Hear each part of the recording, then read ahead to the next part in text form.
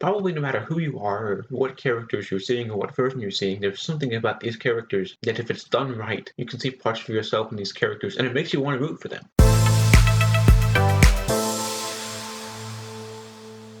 Welcome to Season 3 of Off Book. In each episode this season, we'll be taking a look at a different musical and breaking down the music and the story of the show to try to understand what makes it so popular. We're starting off with the cult classic that is Rent. Rent had its first stage reading in 1993.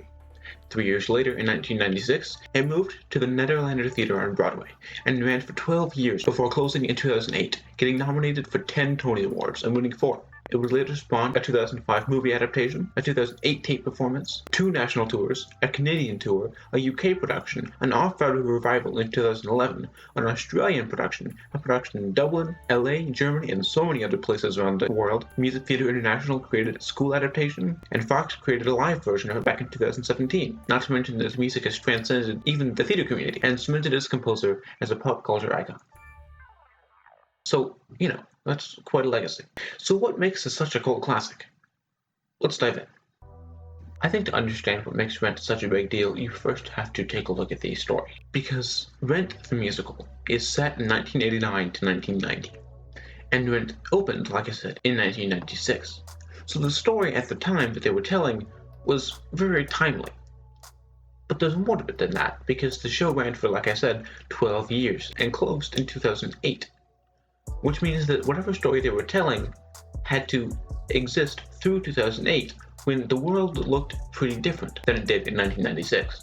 For those of you that aren't familiar, Rent follows filmmaker Marc, no relation, and musician Roger, who are sharing an apartment in New York City, and they're both trying to pay rent. Their old friend Benny is the landlord of the building that they're in, and it told them that they could live there rent-free, and at the top of the show, they find out that he has changed his mind, and that they now have to pay him the rent that they don't have. He says that he would let them live there, but in return, they needed to shut down their friend Marine's protest in an abandoned building that Benny also owns.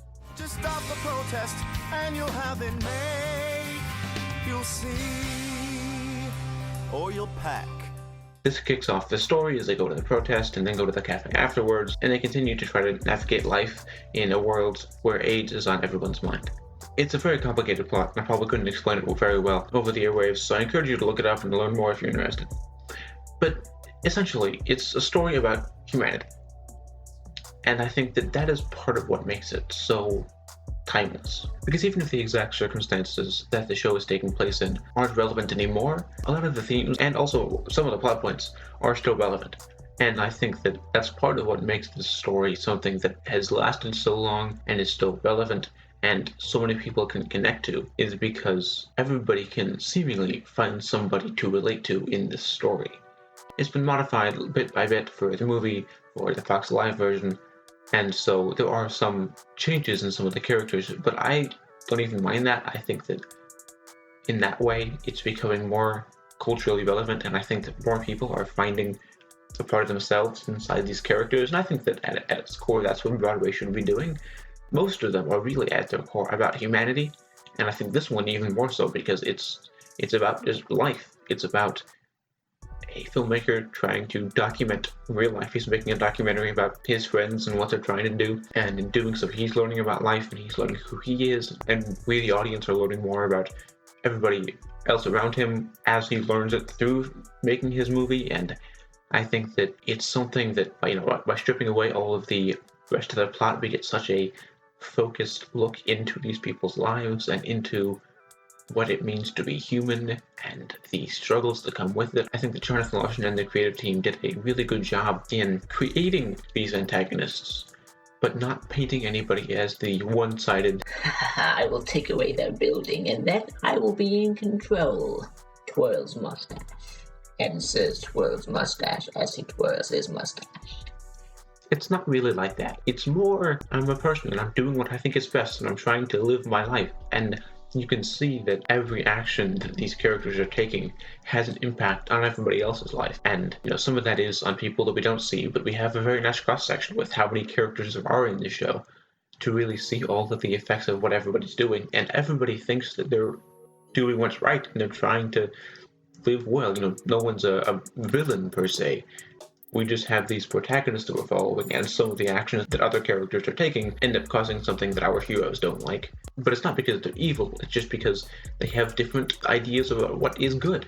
Everybody in the show is just trying to live their life, and I think that you start to see the effects of that on everybody else. You get to see what that means for the larger scheme of life, but it's just a very nice snapshot into what life is. And I think that that's part of what makes it so timeless, is, no matter when you're watching, no matter what version of the show you're watching, everybody can see, the discontentment and how every action you make does affect other people, and how, you're constantly trying to figure out what's right for me and what's right for other people. And so you start to understand these, these complicated stories that are being told, and the fact that there were multiple of them. This isn't Marc's story and all of the other characters have some subplots. Everybody has their own arc, and they're all changing as characters simultaneously. And it's messy and it's complicated, but I think that that's part of what makes it so brilliant, because that's what life is. Life isn't just your story and everyone else is there just to be the ensemble.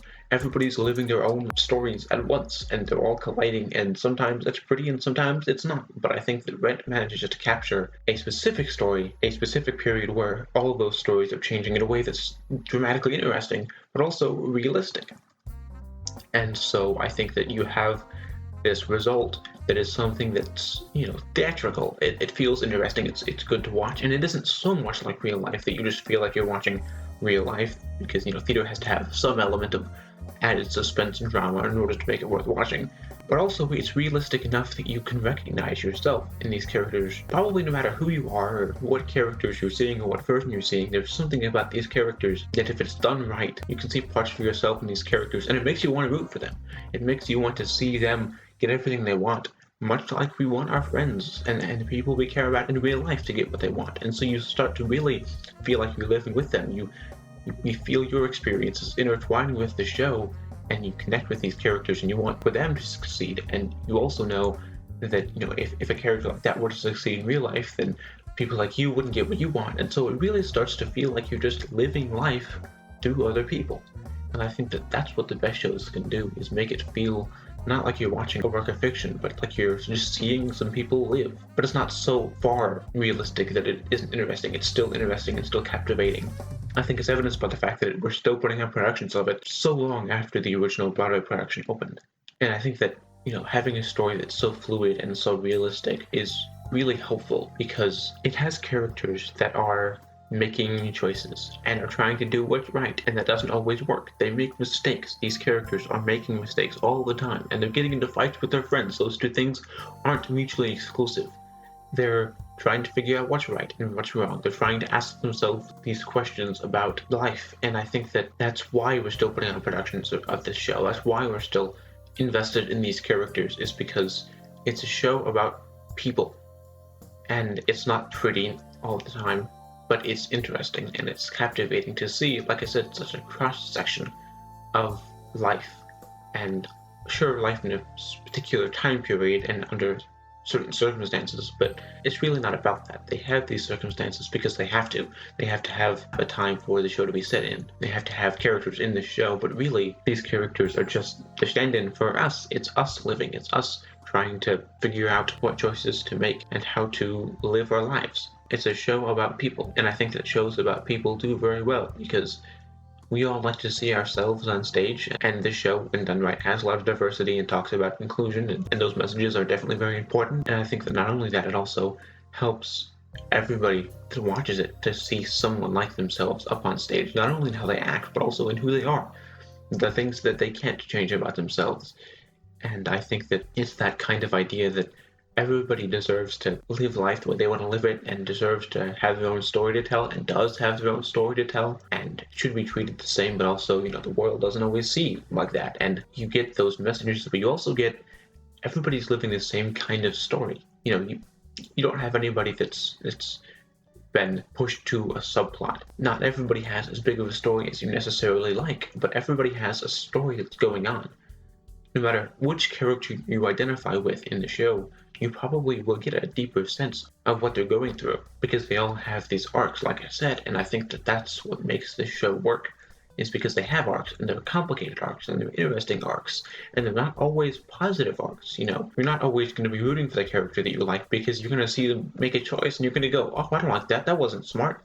But that's what happens in life, and so I think that the ability to create a complicated, realistic, but still dramatic and entertaining show has a lot to do with that story and those characters, because they are very much like real people living their real lives. And I think that when it's performed well, it's a very nice glimpse into a perspective on life you don't often get, where you can see what everyone's actually trying to do in their lives, not just what one character's seeing. And so you start to see this kind of domino effect and this cross-pollination where everybody's choices affect everybody else's choices, and you start to get a bigger perspective on what life is. And I think that that's part of why it's so successful. Today's episode is sponsored by Bills, the completely original new musical. Bills, well, I mean, it actually follows the exact same plot of Rent, but they're not trying to pay rent, they're trying to pay bills. Bills, bills, bills, bills, bills. The true highlight of this production is the new score, because it doesn't feature any of the original music. The new music is just as... well, no, it's not. But the production as a whole is... well, no, it's actually not anywhere near as good. Okay, so maybe the story isn't everything. The music did a lot for the show, too. It seems obvious to say how important the music is to a Broadway musical. It's half of the name. But I've seen a lot of shows with good story and bad music that don't really go anywhere. Especially nowadays, when everyone's streaming these cast albums. A lot of people won't ever get to see a show, but they'll get to listen to the cast album. And so it's very important that the music be good, and musically be good, but also from a storytelling perspective tells the story and has to maintain these character personalities and these choices. And there's a lot you can do in terms of complexity with how the character sings and what they say when they sing and what the music behind them sounds like, if they have their own style, if they have their own style within the show's overall style, what overall style the show is, how many songs there are in the show, how often there is music in the show as a whole. Is it entirely sung through? Is it back and forth with music and dialogue? Is it a song every once in a while? There are a lot of choices to make when building a musical score. And while Rent's score isn't the most original or most groundbreaking in terms of musical style, I think that what it does is it compiles a lot of things that work and it puts them together in one score. It's the job of an editor, not the job of a writer. And that's not to say that it isn't well written, it is. But I think that, you're not going to find intense, complicated metaphors or musical callbacks to other numbers layered in the score. It's not the most dense music in terms of, it's not very complex necessarily, but I think what it does is it paints an accurate picture, just like the rest of the show, of humanity. And there's something about music that helps to tell a story better than regular dialogue ever could. There's a phrase in musical theater that when you're too emotional to talk, you sing. When you're too emotional to sing, you sing and dance. And I think that's why characters in musicals are so emotional, is because due to the nature of the medium, they're singing their hearts out. They need to have something worth singing for. And like I mentioned, Rent doesn't really have anything out of the ordinary. These characters aren't doing anything that is super exciting necessarily. They're just living and they're trying to find their purpose in life. But I think that that's what makes this so personable, is because I think that these characters are trying to live their life in such a heightened way, and even more than that, they're feeling the emotion that comes with everyday life. You don't have to be doing something groundbreaking to feel emotional.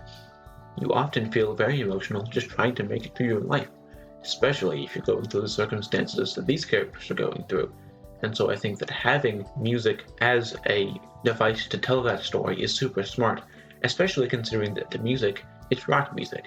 Rock music can be very emotional. You have these ballads, you have these anthems, you have these big dramatic numbers. You can tell anger, you can tell happiness, you can tell sadness, you can tell this melancholy, I don't know what I'm feeling kind of feeling. There's so many different moods you can tell through the genre, and I think that Rent utilizes that genre very well. It also doesn't really hold back in terms of the genre. there aren't a ton of rock musicals out there, and the ones that do exist are kind of pulled back and tamed a little bit for Broadway audiences. There are a lot of people that are going to go see a Broadway show that aren't super familiar with rock, so they create a kind of a watered down version of it, so that way the Broadway fans will listen to it and will kind of be open to the idea of rock, even if they haven't heard rock a ton before. But Rent doesn't do that. Rent doesn't really water anything down. It is just rock music. And, you know, it's not super big and powerful like it is in School of Rock, but it's very emotional and it's very delicately chosen. It's specifically picked to highlight the scenes. There are different kinds of rock, and a lot of them are on display in this musical. Like I said, there aren't a ton of reprises or callbacks, but the ones that exist are very, very powerful. One of my favorite songs in the entire show, one of my favorite songs in musical theater is I'll Cover You and I'll Cover You reprise. It's such a beautiful song the first time around.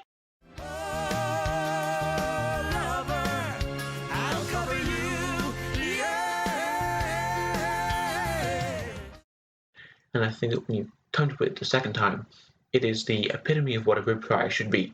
I'm not going to spoil what it is in case you haven't seen the show yet, so go listen to the song first and then come back to this. But the way that they take this song and then completely turn it on its head and make it something so beautiful, so moving, and so important to the show. Open your door, I'll be your tenant. Don't got much baggage to lay at your feet. I'll cover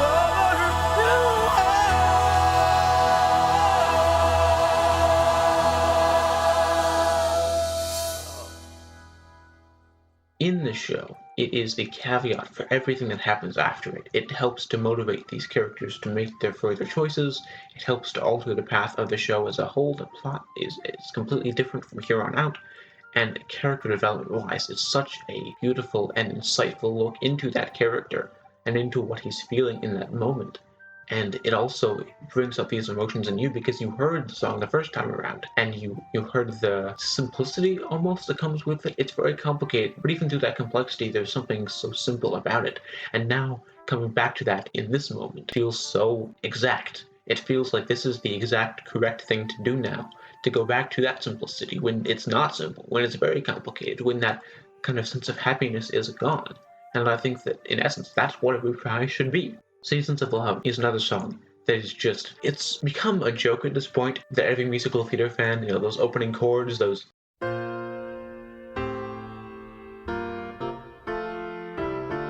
are immediately nostalgic for every theater person. I think that Jonathan Larson and the creative team managed to create something that was iconic. It was kind of able to tell the story in the music. You can feel the emotion before they even start singing. And then the simplicity of every single cast member just singing the same thing at the same time.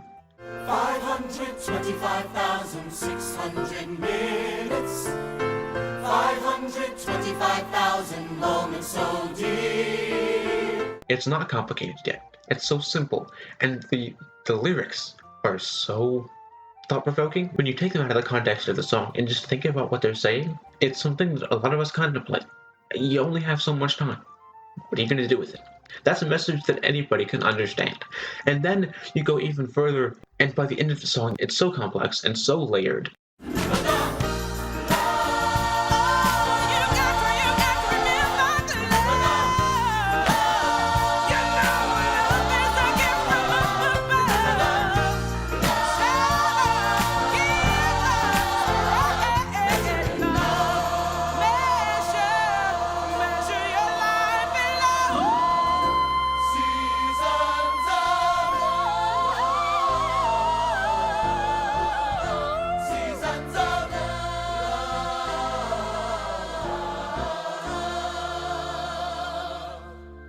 You have all these different voices all singing their own thing, but coming together to create something beautiful, which in essence is art.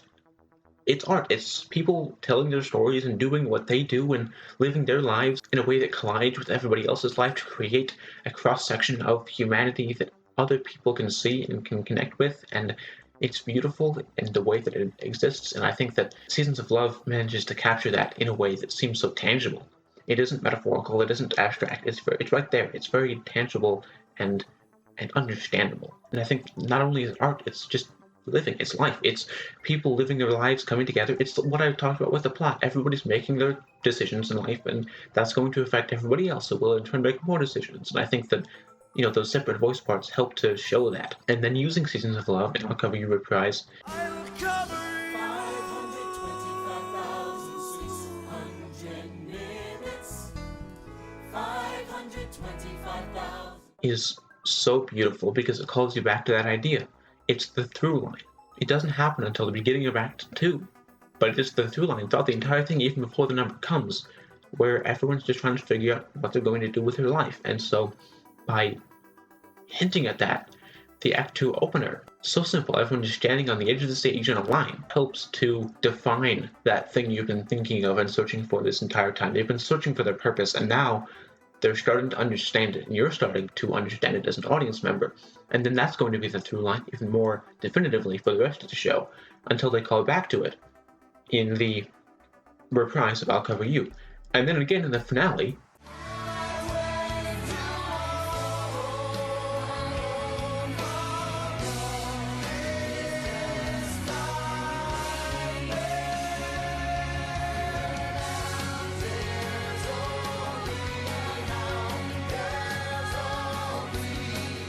they come back to it, mixing it with all these other themes to create this sense of nostalgia and longing for what's next and closure, but also not, because they're singing parts that aren't necessarily super happy.